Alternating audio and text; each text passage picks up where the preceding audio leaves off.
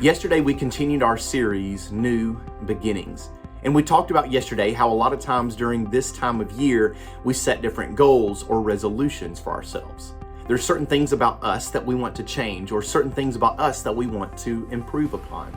And so what we usually do is set a goal or a resolution. Then oftentimes what happens is, if we're even lucky, we make it to March or April, and then we find ourselves not even continuing the thing that we started.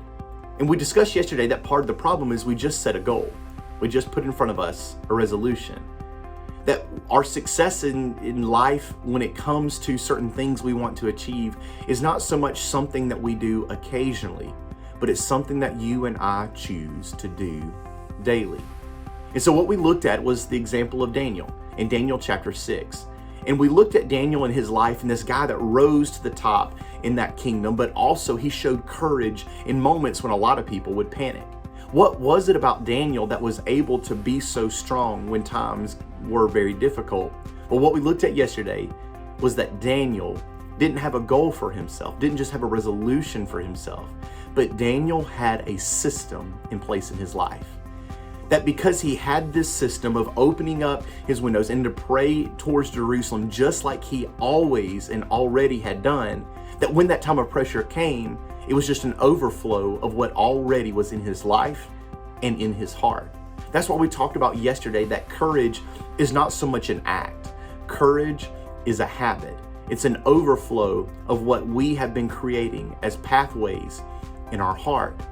And so we looked at how Daniel, that he made that decision to pray to God and continue his relationship with God, even when this law was signed, that if somebody bowed to any other god more than King Darius, then that they would actually be put into the lion's den. Well, he kept doing what he did. And what we looked at yesterday was that the moment of crisis was not what created the discipline for Daniel. It just revealed the discipline that was there from the very beginning. And so what we looked at yesterday is that when King Darius went down to that lion's den and saw that Daniel was completely okay, he made this statement. He said, "The God whom you continually serve has rescued you." Again, it's not the things that we just do occasionally, but it's the things that we choose to do daily for the glory of God. And so the action step yesterday revolved around this big idea of it wasn't the courage that Daniel had in the lion's den that delivered him from the lion's den. But what delivered Daniel was the prayer life that he had developed in the prayer closet that gave him the courage he needed in that lion's den. And so what we encourage you to do daily is to create a prayer system for your life and to create this holy habit.